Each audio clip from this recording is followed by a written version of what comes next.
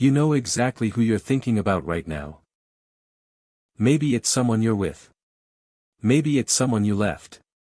Maybe it's someone you keep leaving and keep going back to, like your brain has a homing signal installed that only points in one direction, and that direction is directly toward the person who is worst for you specifically. And the maddening part isn't the pain. The pain you can almost make sense of. The maddening part is the pull. The fact that the worse it gets, the stronger it gets. The fact that you can list, out loud, to your own reflection, every single way this person has hurt you, every broken promise, every ignored call, every moment you felt small and invisible and like you were asking for too much just by existing, and then feel that list do absolutely nothing. The feelings don't care about the list. The feelings don't care about what your friend said, what the therapist said, what the sane rational part of your own brain says at 3 p.m. on a Tuesday when everything is fine. At 11 p.m. when they text you, none of that matters. You feel crazy. You've probably been told you're crazy. You've probably told yourself you're crazy. You're not crazy. What's happening to you has a name. It has a mechanism. It has deep evolutionary roots and neurological circuitry and psychological architecture that was built into the human brain long before you were born, long before anyone you know was born, long before the concept of a healthy relationship existed in any form we'd recognize today. You don't fall for people who hurt you because you're broken. You fall for them because you're human. And being human comes with some very old, very specific, very poorly adapted software running in the background that nobody told you about. Let's go. Start with the thing your brain is doing that you have absolutely no conscious control over. Your brain runs on prediction. Not on reality. On prediction. This sounds like a philosophical point, but it's actually a hard neuroscientific fact about how the brain processes information. Your brain is not a camera. It doesn't record the world as it is and then react. It is constantly generating predictions about what's about to happen, what something means, what comes next, and then comparing incoming information against those predictions. When the prediction matches reality, nothing dramatic happens neurologically. When the prediction doesn't match, when something unexpected occurs, a signal fires. Neuroscientists call this a prediction error signal. And that signal, specifically the dopamine release triggered by unexpected reward, is one of the most powerful neurological forces in the human brain. Here's where it gets uncomfortable. Consistent, reliable, warm, predictable love barely registers in this system. Your brain habituates to it. It becomes background noise, like the sound of the air conditioning, present but not generating signal. But unpredictable love, love that comes and then disappears, warmth followed by coldness, closeness followed by distance, the person who is wonderful and then withdrawn, who makes you feel chosen and then makes you feel invisible, who gives and then takes without pattern or warning. That pattern absolutely floods the dopamine system. Not because your brain is punishing you. Because it's doing exactly what it was designed to do. Your brain evolved in an environment where unpredictable resources required intense attention. An unpredictable food source required more mental engagement than a reliable one because the reliable one was already mapped and managed. The unpredictable one could disappear. It needed to be monitored, pursued, understood. Your brain throws dopamine at uncertainty because in evolutionary terms, uncertainty is a resource management problem that requires urgent engagement. The person who hurts you is not triggering your love system. They are triggering your survival attention system. And those two systems feel identical from the inside. Now let's talk about something that sounds like therapy speak but is actually one of the most robustly supported findings in developmental psychology. You have a template. Not a conscious preference. Not a type you chose. A template. A neurological pattern established in the first years of your life that defines, at a structural level, what love is supposed to feel like, what closeness is supposed to feel like, what safety is supposed to feel like, and critically, how much anxiety is supposed to be present in a close relationship before your brain registers it as real. John Bowlby developed attachment theory in the 1950s. Mary Ainsworth expanded it with direct observational research in the 1970s. Decades of subsequent research across dozens of countries has confirmed and deepened the findings. The core is this. The way your earliest caregivers responded to your needs, consistently, inconsistently, warmly, coldly, predictably, chaotically, established a template for what intimacy is supposed to feel like. And that template runs automatically, below conscious awareness, and shapes who feels familiar, who feels comfortable, who feels like home. If your early caregivers were consistent and warm, closeness feels safe. If your early caregivers were inconsistent, warm sometimes and cold others, present and then absent, you developed what researchers call anxious attachment. And for someone with anxious attachment, the nervous system has been calibrated to read inconsistency as normal. Consistency reads as flat. Predictable kindness reads as something missing. The nervous system is looking for the familiar pattern of warmth and withdrawal because that pattern is what got encoded as love. This is not weakness. This is not failure. This is the brain doing what brains do, pattern matching, running toward the familiar, interpreting familiarity as safety even when the familiar pattern is objectively harmful. The person who hurts you doesn't feel wrong. They feel like home. And that is one of the most devastating things the human brain is capable of doing to a person. Here's the layer that almost nobody talks about. And it might be the most important one. Intermittent reinforcement. In the 1950s, behavioral psychologist B.F. Skinner was studying how reward schedules affect behavior in rats. He found something that changed how we understand motivation entirely. Rats that received a reward every single time they pressed a lever eventually stopped pressing when the reward stopped. Predictable reward creates predictable behavior that stops when the reward stops. But rats that received rewards on an unpredictable schedule, sometimes after pressing once, sometimes after pressing 20 times, sometimes not at all, those rats pressed obsessively. Compulsively. Far beyond the rats in the consistent reward group. And when the rewards stopped entirely, they kept pressing. Long after any rational calculation would suggest stopping, they kept pressing. Skinner called this a variable ratio reinforcement schedule. Behavioral scientists now understand it as the most powerful conditioning mechanism ever identified. It is the mechanism behind slot machine addiction. It is the mechanism behind compulsive social media checking. And it is the exact mechanism that operates in relationships with people who hurt you.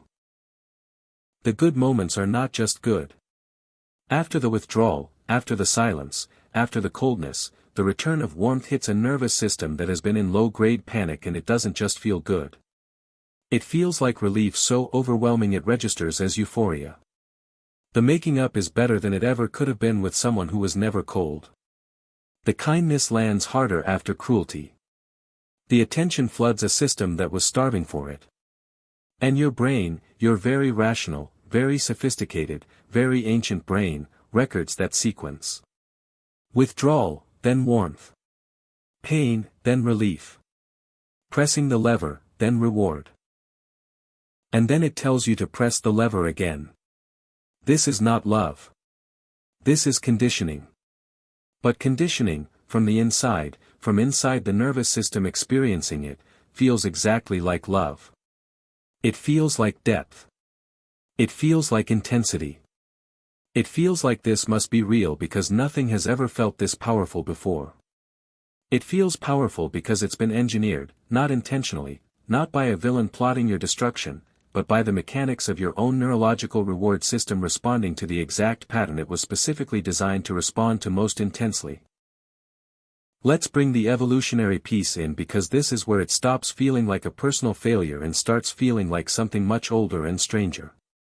For most of human history, leaving a relationship wasn't a lifestyle option. It wasn't something you could do cleanly with a conversation and a moving truck. Social bonds in small hunter-gatherer groups were survival infrastructure. Losing a bonded partner meant losing cooperative childcare, cooperative food acquisition, cooperative defense, social standing within the group, and access to the resources and alliances that came with the partnership. In that context, a brain that gave up on a relationship too easily was a brain that made a potentially fatal survival error. The brain that persisted, that kept trying to repair the bond, that interpreted distance as a problem to be solved rather than a signal to leave, that brain kept the survival infrastructure intact. That brain's owner survived. Researchers studying the neuroscience of social bonding have found that the brain systems involved in pair bonding, specifically the oxytocin and vasopressin systems, actively work to maintain attachment even in the presence of negative experiences. Prairie voles, one of the few monogamous mammals, show increased bonding behavior after stressful experiences with their partner. The stress doesn't break the bond. In many cases it strengthens it. Humans show similar patterns. Shared adversity strengthens attachment.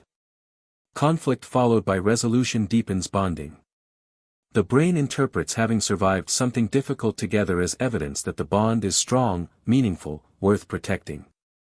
Every fight you survive together, every rupture that gets repaired, your brain files as proof.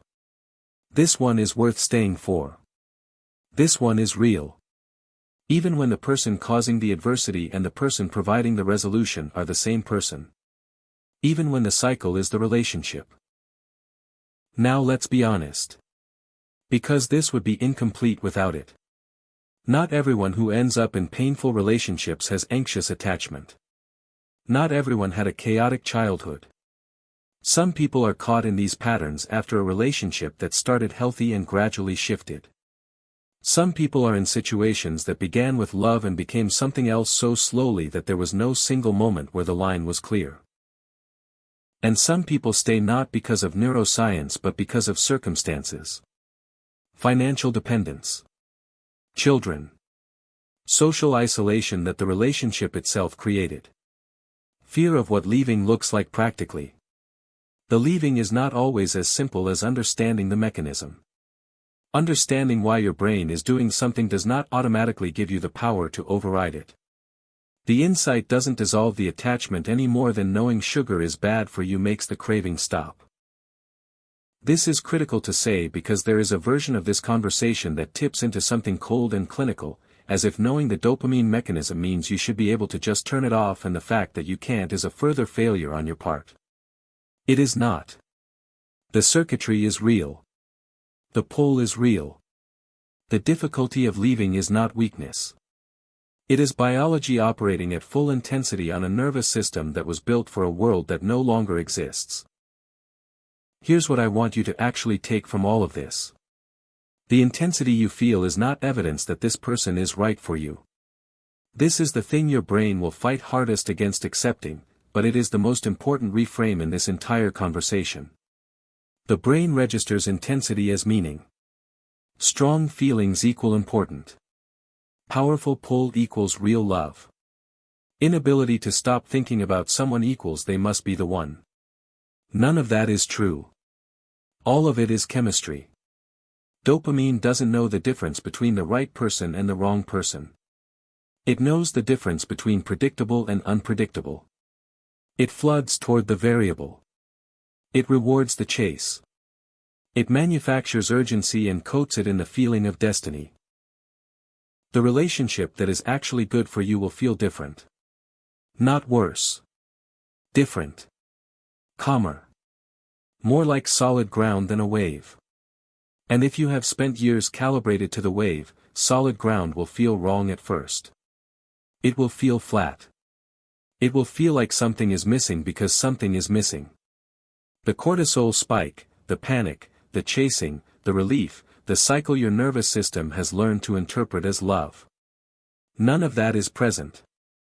And your brain will tell you that its absence means this is less real. Less meaningful. Less. It is not less. It is what the absence of a crisis feels like. Your nervous system just doesn't have the reference point yet. You fell for someone who hurt you because your brain is ancient hardware running in a modern world. Because unpredictability is neurologically more compelling than consistency. Because your earliest experiences wrote a template for what love feels like and your nervous system has been running that template ever since looking for a match. Because staying was once safer than leaving in ways that are no longer true but haven't been updated in the code. Because the cycle of pain and relief is one of the most powerful conditioning mechanisms ever identified, and it works on every human brain regardless of intelligence, regardless of self-awareness, regardless of how clearly you can see what's happening. You are not stupid for loving someone who hurt you. You are not weak. You are not broken. You are a human being with a brain that was built for a world where this pattern made sense. A brain that is doing its absolute best with programming that predates every lesson anyone ever tried to teach you about love. The pattern makes sense. The brain makes sense. You make sense. The question was never whether you were broken. The question is just whether the world you're living in now gives you enough room to build new patterns. New templates. New reference points for what home is supposed to feel like. It does. Slowly. Imperfectly. With a lot of pressing levers that don't give rewards anymore and sitting with that and not going back. But it does. And knowing why the lever felt so necessary is the first step toward putting it down.